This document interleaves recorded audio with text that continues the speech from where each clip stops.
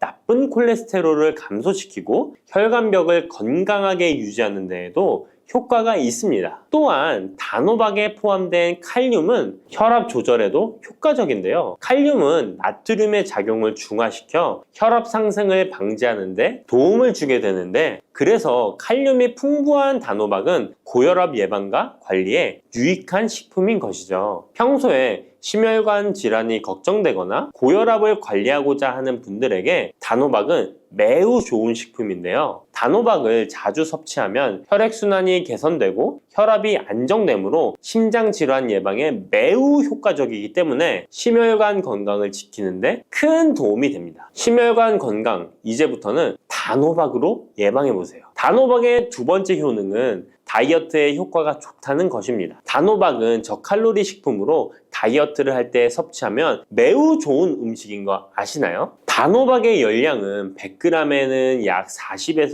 50kcal 정도밖에 안 되는데요. 보통 다이어트 하실 때 고구마 많이들 드시죠? 고구마의 열량은 100g당 약 85에서 110kcal인데요. 단호박의 칼로리는 고구마의 반도 안 되는 것이죠. 그래서 단호박은 다이어트 할 때 칼로리 걱정 없이 먹을 수 있습니다. 거기다 단호박은 식이섬유도 풍부해서 포만감을 오래 유지시켜줍니다. 이런 특징 덕분에 간식 대신 단호박을 드시면 과식을 방지할 수 있고 체중 조절에 효과적입니다. 또한 단호박의 식이섬유는 소화가 잘 되지 않아서 장에 천천히 흡수되기 때문에 혈당 조절에도 유익한데요. 급격한 혈당 상승을 막아주어 다이어트 중에도 혈당이 급격히 떨어지지 않게 도와주죠. 또한 다이어트 중에 발생할 수 있는 변비를 예방할 수 있기 때문에 체중 감량을 도울 뿐만 아니라 장 건강도 함께 챙길 수 있습니다. 다이어트 중이라면 단호박을 간식이나 식사 대용으로 활용해 보세요. 맛도 좋고 영양도 풍부한 최고의 다이어트 식품입니다. 단호박의 세 번째 효능은 바로 눈 건강에 도움이 된다는 점입니다. 단호박에는 당근과 마찬가지로 비타민 A와 베타카로틴이 풍부하게 들어있는데요. 이 두 성분은 우리 눈의 건강을 지키는데 아주 중요한 역할을 합니다. 비타민 A는 눈의 망막을 건강하게 유지하는데 도움을 주고 시력 저하를 예방하는데 효과적이에요. 특히 야맹증 예방에도 도움을 줄 수가 있죠. 그리고 베타카로틴은 강력한 항산화 작용을 해주기 때문에 눈의 피로를 덜어주고 눈의 노화를 늦추는 데도 도움을 줍니다. 혹시 하루 종일 스마트폰이나 모니터를 자주 보고 있지는 않으신가요? 화면을 계속 들여다보는 현대인들에게는 이 단호박에 들어있는 비타민 A는 특히 중요한 영양소라고 할 수 있죠. 눈이 피로하거나 건조감을 느끼시는 분들에게 단호박은 자연적인 해결책이 될 수 있습니다. 단호박을 섭취하면 눈 건강을 지키고 나이가 들면서 생길 수 있는 시력 저하나 노화 방지에도 도움을 줄 수 있습니다. 단호박은 정말 건강에 많은 이점이 있는 식품이죠. 단호박의 놀라운 효능 네 번째는 면역력 강화입니다. 단호박에는 비타민 C와 아연이 풍부하게 들어있죠.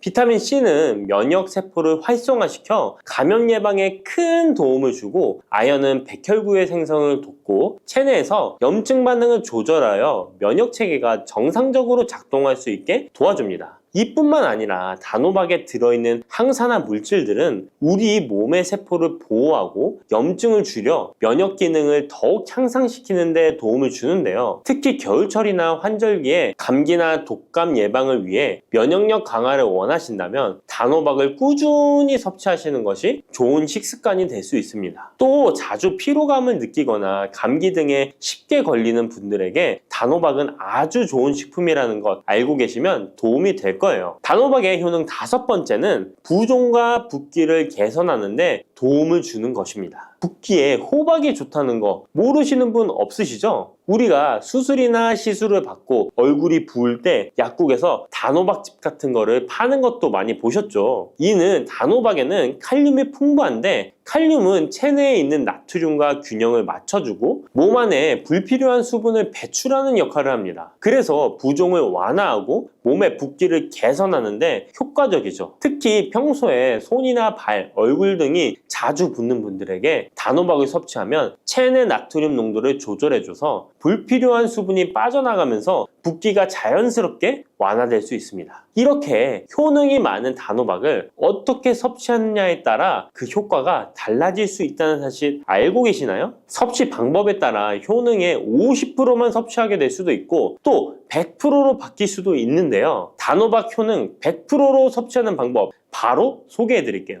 이 단호박 건강을 위해 섭취하는 방법 첫 번째는 껍질까지 섭취하는 것입니다. 단호박의 껍질은 과육과 견주어 봐도 손색 없을 정도의 많은 영양소를 포함하고 있는데요. 단호박의 껍질에는 대부분의 폴리페놀이 함유되어 있어 드실 때는 꼭 껍질까지 함께 드셔야 합니다. 단호박 껍질에는 단호박 속 알맹이에 없는 페놀산이 들어있는데요. 이 페놀산은 노화를 방지하며 혈액순환을 도와 심혈관 질환 예방에도 효과적입니다. 또한 껍질에는 비타민 A와 비타민 C, 항산화 물질들이 포함되어 있어 피부 건강과 면역력 강화에도 효과적입니다. 그래서 단호박을 섭취할 때는 꼭 껍질까지 함께 먹는 것이 좋은데요. 물론 껍질을 먹을 때는 꼭 깨끗하게 세척을 하고 농약이나 불순물이 묻어있지 않은지 잘 세척하고 확인하는 것이 매우 중요합니다. 그리고 껍질이 두껍고 질기게 느껴진다면 부드럽게 찌거나 껍질째 구워서 섭취하면 훨씬 더 편하게 먹을 수 있습니다. 단호박은 버릴 게 하나 없는 채소인데요. 호박잎도 몸에 매우 유익하다는 거 알고 계셨나요? 호박잎은 비타민 A, C, 칼슘, 철분이 풍부해서 뼈 건강에도 도움이 되고 또한 항산화 성분이 많아 체내 염증을 줄이고 소화 기능을 돕는 데에도 효과적인데요. 특히 피로 회복에 좋고 체내 독소를 배출하는 데 도움을 줍니다. 호박잎은 찜이나 볶음 등으로 다양하게 요리하여 섭취할 수 있습니다. 호박잎을 섭취하는 것도 단호박을 더 효과적으로 활용하는 좋은 방법이니 버리지 말고 꼭 같이 드셔보세요. 단호박을 먹을 때 호박씨를 빼놓을 수 없죠. 호박씨가 수면에 도움을 준다는 것 들어보셨나요? 호박씨에는 트립토판이라는 성분이 들어있어서 이 성분은 수면 개선에 큰 도움이 됩니다. 트립토판은 세로토닌과 멜라토닌으로 변환되는데 이 두 물질은 우리의 수면 리듬을 조절하는데 중요한 역할을 하죠. 그래서 불면증이나 수면의 질이 낮은 분들에게 호박씨는 정말 유용한 식품입니다.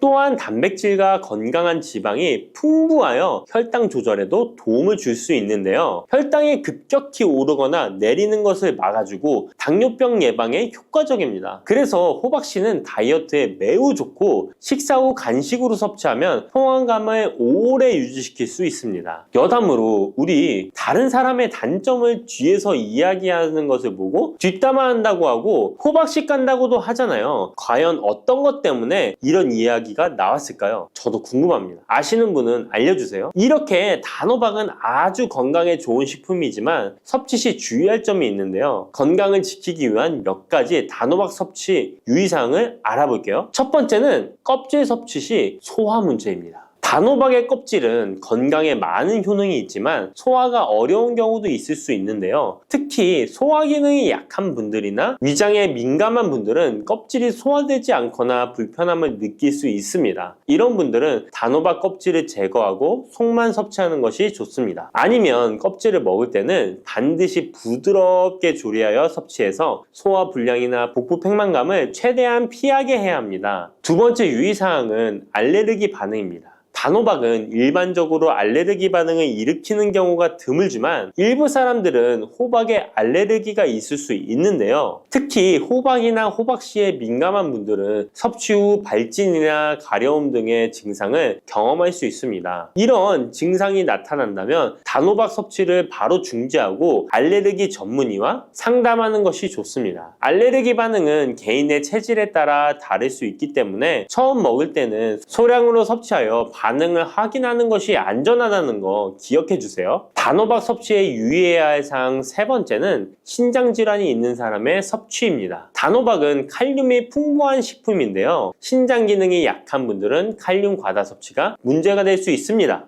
칼륨이 과잉 섭취되면 신장에 부담을 줘서 부종이나 혈압 상승 등의 문제가 발생할 수 있기 때문인데요. 신장 질환이 있는 사람은 칼슘 섭취를 조절해야 하므로 단호박을 섭취하기 전에 반드시 의사와 상담하는 것이 좋습니다. 신장에 문제가 있는 분들은 단호박 섭취 시에 본인에게 맞는 양을 조절하여 섭취해야 합니다. 네 번째, 단호박 섭취 시 유의사항은 다이어트 시 과잉 섭취입니다. 아까 얘기 드렸듯이 단호박은 다이어트에 유익한 식품이라고 했잖아요. 하지만 다이어트에 도움이 되는 단호박도 조리 방법에 따라 칼로리가 달라질 수 있습니다. 예를 들어 단호박을 버터나 크림 등 고칼로리 재료와 함께 조리하면 그만큼 칼로리가 높아져서 다이어트에 좋지 않을 수 있습니다. 다이어트를 하시는 분들은 단호박을 찌거나 구운 방법으로 조리하고 고칼로리 재료를 피하는 것이 건강하고 성공적인 다이어트를 위해서 꼭 필요합니다. 또한 단호박에 포함된 당분은 비교적 낮지만 당뇨가 있는 사람은 과도하게 섭취하지 않도록 주의해야 합니다. 마찬가지로 다이어트 중에도 혈당의 급격한 상승을 막기 위해 적당량을 섭취하는 것이 중요합니다.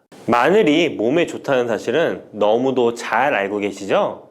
그런데 이것과 함께 먹으면 암과 치매에 걸린다니 깜짝 놀라셨나요? 아무리 몸에 좋은 마늘이지만 함께 먹으면 오히려 몸에 독이 되는 음식들도 있습니다. 그리고 마늘은 생마늘, 구운 마늘, 찐 마늘, 절인 마늘, 흑마늘 등 먹는 방법이 다양하잖아요. 이렇게 먹는 방법에 따라서도 우리 몸에 주는 효능이 다르답니다. 여기서 잠깐! 마늘 껍질은 대부분 먹지 않고 버리시잖아요. 마늘 껍질 오늘부터 절대 버리지 마시기 바랍니다. 마늘 껍질을 왜 먹어야 하는지 그리고 어떻게 먹어야 하는지 알려드릴게요. 자, 그럼 마늘과 절대 함께 드시면 안 되는 음식과 마늘과 함께 드시면 좋은 음식, 그리고 마늘과 마늘 껍질의 효능까지 마늘에 대한 모든 것을 알려드릴게요. 마늘은 정말 우리나라 사람들이 좋아하는 식재료인데요. 한국농촌경제연구원이 발표한 자료에 의하면 우리나라 1인당 1년 동안 마늘 소비량이 7kg인데요. 놀라지 마세요. 세계 평균이 0.8kg이랍니다. 우리나라 사람들이 마늘을 정말 많이 먹고 있죠. 마늘을 많이 먹는다는 것, 그만큼 건강한 식단을 먹고 있을 가능성이 높은 건 사실이지만 먹는 방법에 따라 오히려 독이 될 수도 있습니다. 여기서 마늘과 절대 함께 먹으면 안 되는 음식 첫 번째는 바로 빵입니다. 마늘빵 아시죠? 마늘이 발라져 있어 달콤 쌉싸름한 마늘 맛도 나고 향긋한 향도 좋아 즐겨 먹게 되는데요. 마늘이 있어서 몸에도 좋은 빵이라고 착각하고 즐겨 드실 수 있는데요.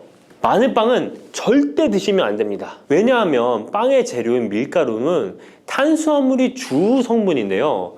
밀가루의 고탄수화물은 소화 과정에서 당으로 분해되고 혈당 지수를 급격히 올리게 되며 이때 인슐린의 분비가 과도하게 됩니다. 이런 현상이 반복되게 되면 체내의 인슐린 저항성이 높아지고 췌장을 망가뜨려 당뇨를 유발할 수 있는 것입니다. 그리고 이 당은 몸에 흡수되면서 지방으로 변하고 쉽게 살이 찌게 되어 비만을 야기할 수 있습니다. 밀가루 빵을 만들면 글루텐이라는 단백질이 생성되는데 이 글루텐은 소화불량, 복통, 변비 등 증상을 유발할 수 있습니다. 이뿐만 아니라 글루텐이 몸에 들어오면 장에서 에소루핀이라는 성분이 만들어지게 되는데 이 에소루핀은 중독성이 강해 밀가루 중독을 일으켜 빵 같은 밀가루를 과다 섭취하게 만든다는 것입니다. 마늘이 아무리 좋은 성분으로 항암작용, 항염증 작용을 한다고 해도 마늘빵으로 드신다면 아무 소용이 없는 것입니다. 그러면 마늘은 어떻게 먹어야 마늘의 효능을 극대화할 수 있을까요? 마늘은 생으로 드실 때도 물론 좋지만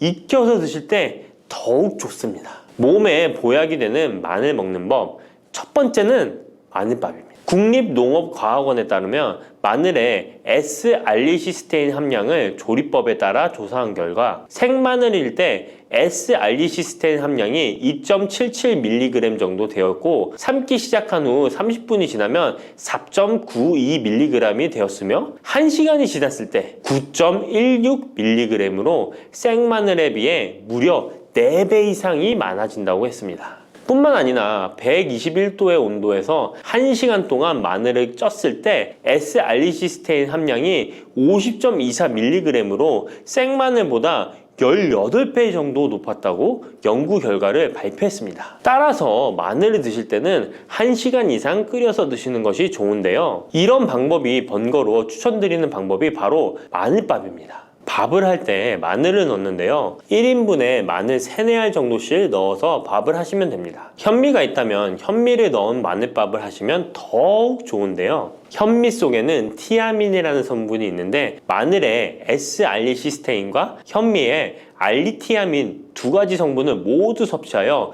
항암 효과뿐만 아니라 피로회복, 근육통 완화에도 좋은 밥이 되는 것입니다. 그럼 마늘밥을 하기 위해 마늘을 까고 나면 껍질은 어떻게 하셨나요? 버리셨나요? 오늘부터는 절대 버리지 말기 바랍니다. 마늘에 효능하면 첫 번째로 생각나는 것이 아마도 항암 효과일 거예요. 그런데 마늘 껍질을 통해 엄청난 항암 효과를 누릴 수 있는데요. 우리나라 연구진에서 연구한 결과 마늘 껍질을 70% 에탄올 용매로 반복 추출해서 만든 마늘 껍질 추출물이 암 예방 효과에 탁월한 효능이 있다고 발표되었습니다. 특히 유방암, 위암, 간암, 대장암, 폐암, 세포뿐 아니라 다양한 암세포에 대한 억제 효과가 있다고 했는데요. 그 중에서도 유방암 세포의 증식을 억제하는 데 효과가 가장 높았다고 합니다. 마늘 껍질의 두 번째 효능은 바로 심혈관을 튼튼하게 한다는 것입니다. 마늘 껍질은 마늘 알맹이보다 식이섬유가 4배, 폴리페놀이 7배나 많게 함유되어 있는데요. 식이섬유는 혈관 내에 나쁜 콜레스테롤을 흡착해 몸 밖으로 배출하는 데 도움을 주고 항산화 성분인 폴리페놀은 콜레스테롤이 산화되는 것을 막아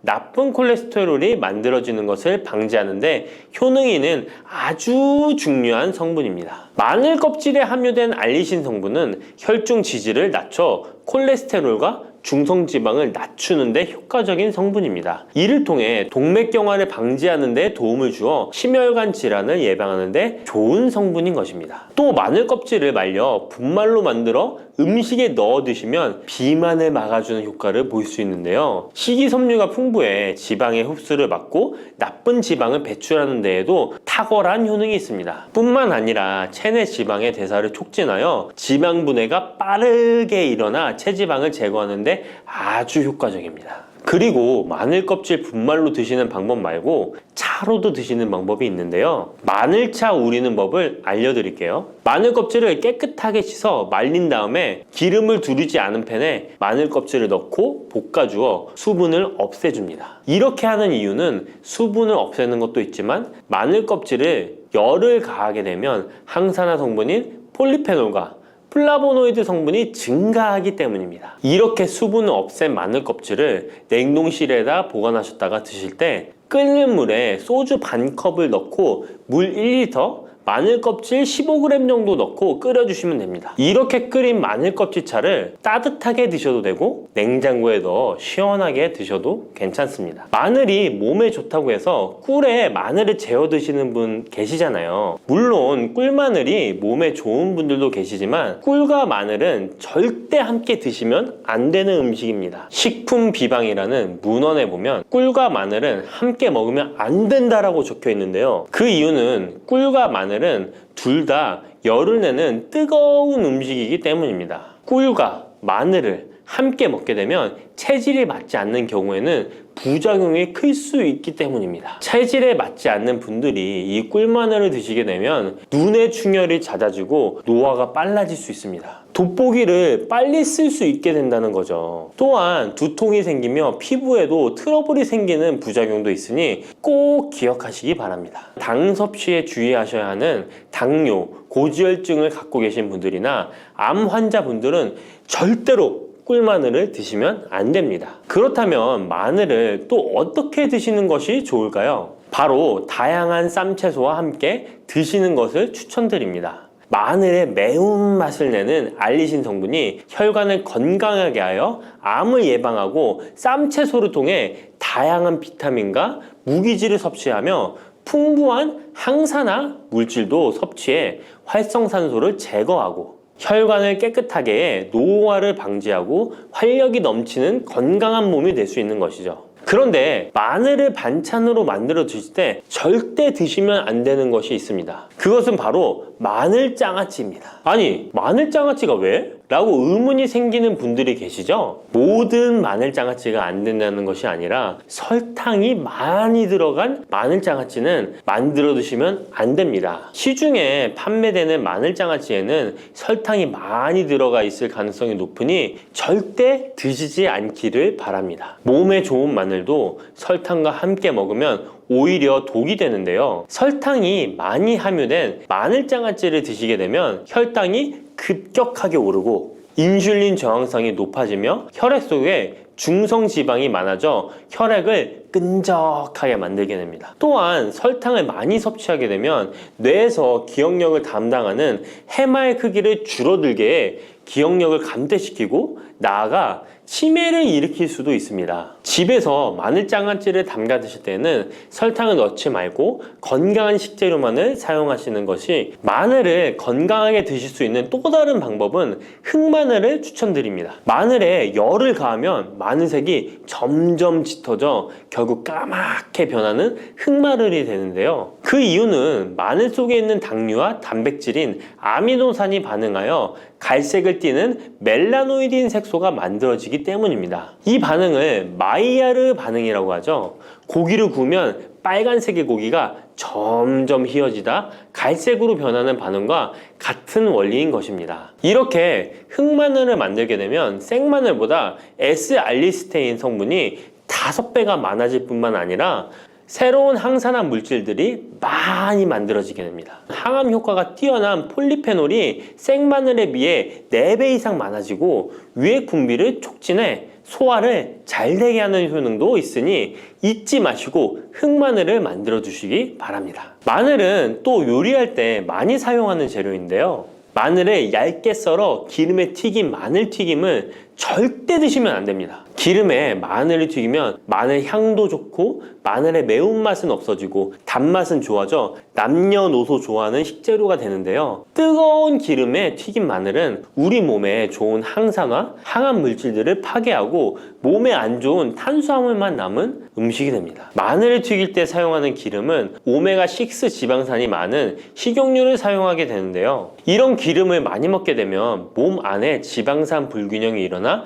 염증 수치가 높아질 수 있습니다. 튀긴 마늘을 섭취하게 되면 당 독소 또한 높아져 결국 우리 몸에 인슐린 저항성이 높아지는 악영향을 주는 것이죠. 만약 기름에 튀긴 마늘을 드시고 싶다면 한 가지 방법이 있는데요. 그것은 올리브유를 사용하시고 불을 오래 가열하지 말고 살짝만 가열하여 마늘도 튀기듯이 오래 하지 말고 살짝만 익혀서 드시면 향도 좋고 몸에도 좋은 마늘을 드실 수 있습니다. 올리브유를 이용한 마늘을 드시는 방법 하나 더 알려드리겠습니다. 그것은 올리브유에 마늘을 재워 먹는 방법인데요. 먼저 마늘을 끓는 물에 넣어 5분 정도 데쳐주시고요. 소독된 병에 마늘을 담고 올리브유를 가득 담아줍니다. 이때 통후추를 조금 넣어주면 풍미를 더욱 높일 수 있습니다. 올리브유와 마늘이 만나 항산화 성분, 항암 물질이 극대화되어 혈관을 튼튼히 하고 혈전의 생성을 막고 혈류를 원활하게 하여 치매를 예방하고 심장마비와 뇌졸중까지 예방할 수 있는 보약이 되는 것입니다. 이렇게 만든 마늘 올리브유 절임은 반찬으로 드셔도 좋고 생선 요리를 할 때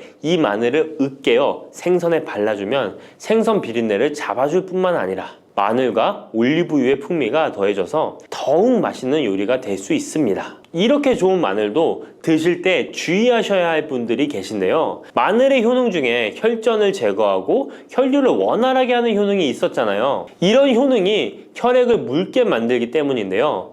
와파린, 아스피린 같은 혈전 용해제를 복용하시는 분들이 마늘을 많이 드시게 되면 상처가 났을 때 피가 잘 멈추지 않을 수 있으니 주의하시기 바랍니다. 평소 위염이나 위궤양이 있어서 위가 안 좋으신 분들은 마늘에 알리신 성분이 위 점막을 자극하여 증상이 악화될 수 있으니 주의하시기 바랍니다. 그리고 과민성 대장 증후군이 있는 분들도 마늘을 많이 드시게 되면 복통이 일어날 수 있으니 마늘은 조금만 드시길 바랍니다.